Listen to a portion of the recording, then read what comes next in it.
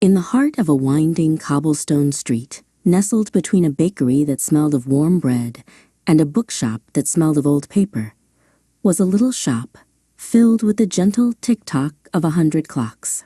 This was the workshop of the town's old clockmaker, a place where time itself seemed to live. But for a little boy named Finn, the shop was not magical. It was boring. He tapped his foot. He sighed a big sigh. He was waiting for his grandfather, the clockmaker, to finish his work. "Can we go now?" Finn asked, for the 10th time that morning. "Every moment feels like forever." His grandfather smiled, his eyes twinkling behind his spectacles. But every moment is precious, Finn," he said, wiping his hands on a cloth. He pointed to a strange clock in the corner.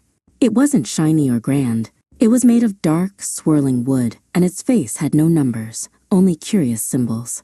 "That is the Chronos clock. It holds a secret." Finn looked at the clock.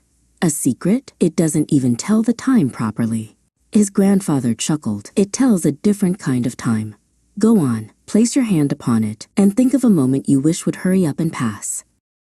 Thinking of the long, boring wait, Finn placed his palm on the smooth, cool wood.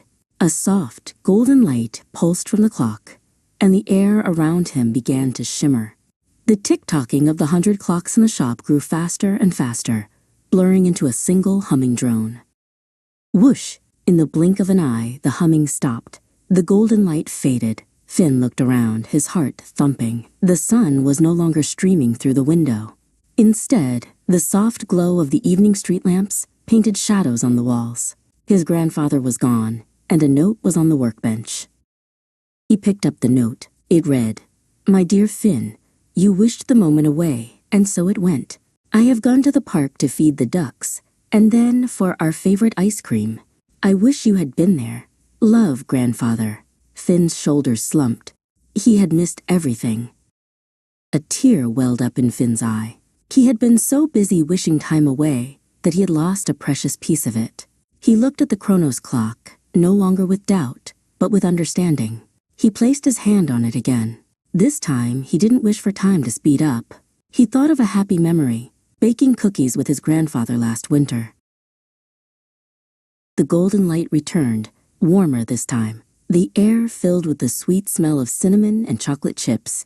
He could hear the cheerful sound of his grandfather's laughter and the happy clatter of a spoon against a mixing bowl. It was just a memory, a whisper of a moment, but it was beautiful. The memory faded, and the shop returned to normal, quiet and still in the evening light. Just then, the little bell above the door jingled, and his grandfather walked in, holding a half-eaten cone of strawberry ice cream. "Grandfather!" Finn cried, running and throwing his arms around his legs. "I missed it. I missed everything," Finn said, his voice muffled. His grandfather knelt down and hugged him back. "The clock taught you its secret, didn't it?" he said softly. "It doesn't just speed up time. It shows us what we lose when we wish our moments away." From that day on, Finn looked at time differently. He learned to find the magic in waiting, the music in the quiet moments, and the joy in every single tick and tock.